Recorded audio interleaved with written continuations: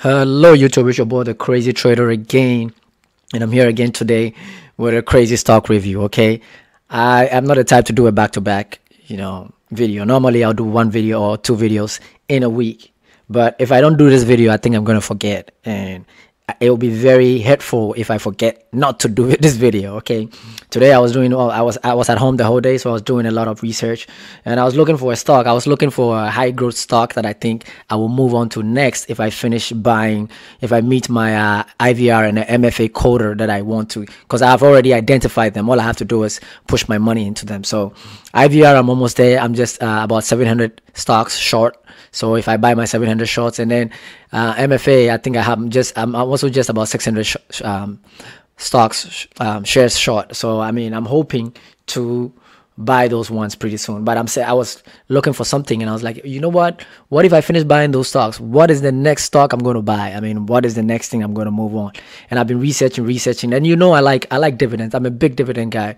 So because I like the drip effect. Okay, I like the drip effects whereby I reinvest the dividends. I reinvested and reinvest because I really want to retire at a very young age, and I'm looking forward to it. So I look for stocks that I think are going to do pretty well and are going to give me dividends. That's the main reason why I have IVR, because I believe in its growth potential in the few coming years, and then the dividends are also pretty good. So I was like, what is the next growth stock that is going to give me some dividends? And I really don't want to do real estate anymore, because half of my portfolio is almost all real estate, because I have like 10 or 15 stocks, and half of them are either a real estate, a REIT stock, or an ETF, okay, that is paying dividends, and I'm really investing in it. So I was like, you know what, I'm not going to do real estate anymore, so I'm going to move on to something. But I was going through all the stocks that I'm familiar with and those that I'm not familiar with, and I hit upon a stock, and I was like, you know what, let me just look at the financials of this stock, let me do a little background and see how it's looking like. I don't think I'm going to invest into it, okay? But if you're sitting on the sidelines and you don't have any REIT stock, you have no real estate investment trust stock in your portfolio, okay, and you have your doubts on IVR, and you have your doubts on MFA, I'll show you one stock that you're supposed to buy, okay? One stock that you're supposed to buy. Of course, this is not a financial advice. This is just, my own opinions, and you always take these opinions at your own risk. So I have to say that. That's a disclaimer. So I am looking at Two Harbor Investments, and I am amazed by this stock, okay? You might be looking at it and go like, oh, what is he talking about? And I'll take you through it briefly, because I'm going to make this video very short. Take you through it briefly so you know what I'm talking about. This is the 5-year chart of Two Harbors Investment.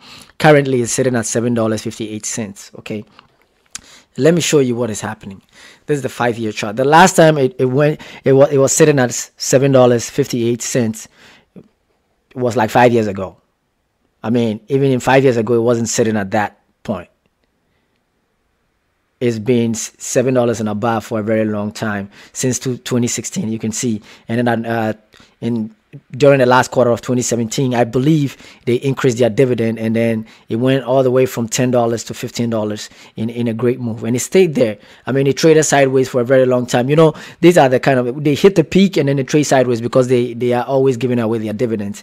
And then right before the pandemic, around February, it was still trading in $15, and then when the pandemic hit, it hit around $2, $2.42, okay, and it's been trading sideways ever. Not sideways, progressively up, okay. I won't say it's been trading sideways, because that would be very deceiving, because you can see it from the chart. Just look at the chart. If you can follow it, you can see that it's progressively going up, 4, 5, 6, and then all the way, and now it's 7, okay, progressively. Just look at the chart. You could see that it's progressively moving up and up. Okay, I'll go back to the last 1 year. If you see the chart, you think it's trading sideways, but no, it's not trading sideways. From its all-time low of $2.42, you could see, look, 4, 5, 4, 5, and then with months it moved to 6, and then there you go, progressively up, going 7, all the way 7.58. I think the next place is 8. and then 850. I mean, that's what I personally think is going to happen. But I want to take you to the last 3 months, whereby our economy was, I mean, hitting just a little bit of recovery. Okay, in the last 3 months, 15% in the last three months. Okay, in the last month, it's the same 15% around that time. In the last week, 3%, and today, just something. I think just a 1% increase. It's amazing how I have overlooked this stock. I've seen it. I've seen the ticker symbol, but because I already have a lot of real estate investment, I've never looked at it. I've never analyzed it. It has a market cap of 2.3 billion with a dividend yield of 6.7. This is wrong. The 6.75 is wrong because the dividend yield is around 9%. And I'll show you. I'll show you what the dividend yield is around, because it was around 9%, considering the stock price. And I was really amazed by it. I'm like, wow. This is it. If you see the analyst hold, I mean, I always say analysts, we determine what the analysts will say. If we start buying into it, they'll end up, raising the price targets right now. So the analysts have a buy ratio of 22 and a hold of 78. You could see there's no sell percentage over here. No analyst is trying to sell. Out of all the 9 analysts, nobody's trying to sell it. So I think it has some good, financial holdings. And I want to show you a few things that you see. Okay, so 2 Harbor Investments. So nobody thinks I'm talking about a different, stock right now. Look at what is happening. 63% of the shares are held by institutions. This is insane.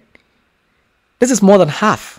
60% of the shares are held by institutions. This is crazy. This is absurd.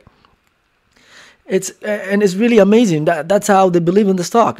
And you could ask yourself, what are they doing? I mean, BlackRock alone owns 171 million of those shares. 171 million dollars worth of it. 24 million from Vanguard. 155 million shares. $1 million worth of it. I mean, and look at the top institutional holders who are BlackRock, Vanguard, Goldman Sachs, Wells Fargo, Massachusetts Financial Services, all of these people, and look at their top mutual funds holders, Vanguard iShares, and Goldman Sachs, Wells Fargo. It's crazy. How come I didn't see this? I have never seen this. I'll take you to NASDAQ and I'll show you what happened. These are just the buys. These are insider buys, okay? Insider share trading, the buys in the last few months. So the last time that the insiders bought this, before this year, the last time they bought this share, that is 2, is in November 12, 2019.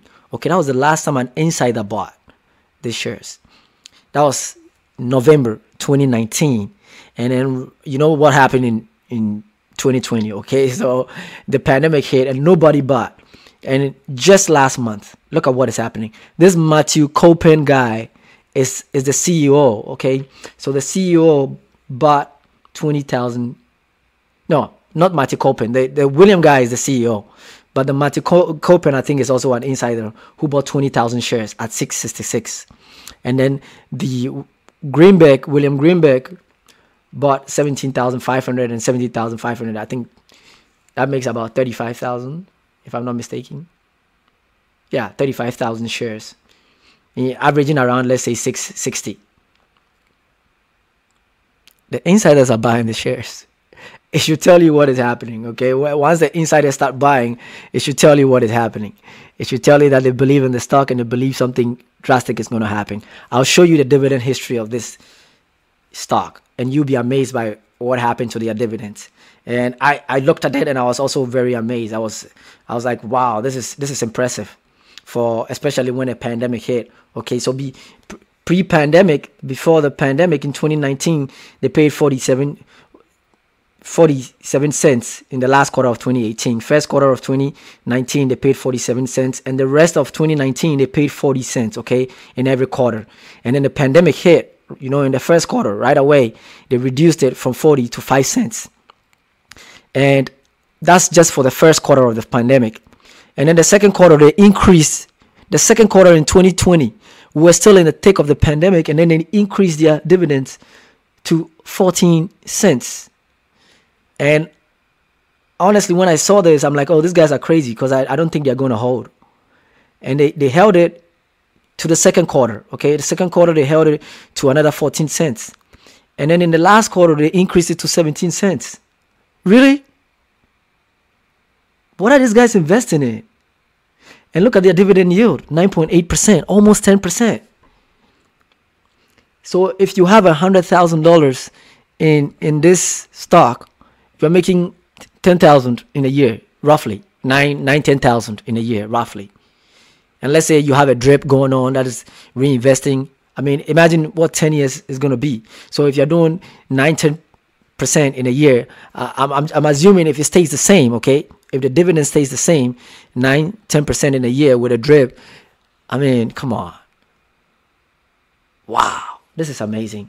So if you're sitting on the sidelines on IVR and MFA, this is a great stock, and I think you should look at the financials. I don't want to go too much into it because if you look at their financials, they have some strong financials. They performed so well in the last quarter. They did well. They blew the expectations of all the analysts. So they are holding strong. Okay, it's a very strong company. It's a very good company. And if you don't have any real estate investment trust, or any one of them which is either mortgage based or those who have the real assets, I mean, this is a great buy. I have too many REITs in my asset. I'm not going to add it to it. But if you don't have any, this is a great buy. This is something you are supposed to have in your portfolio if you don't have any real estate investment trust. Okay, so look at it, look at the financials. Don't just take my word for it. Okay, do your due diligence, look at it, look at the financials. And I personally think it's in a strong standing. And if you don't have anything, you should get this one. Otherwise, I mean, it's all up to you. IVR is also a very great option that you can jump onto. They also have a good upside. This also, I believe, has a very good upside. Okay, IVR has a great upside. MFA has a great upside. They also pay dividends, and I believe they're also going to increase their dividends with time. So they are all good companies to buy from. All right. Anyways, this is just a brief, review of the stock that I just found, and I was really eager to let you guys know. And like I always say, scared money don't make no money. So you always gotta risk it to get the biscuit. I'm out of your hair. Stay safe, and peace.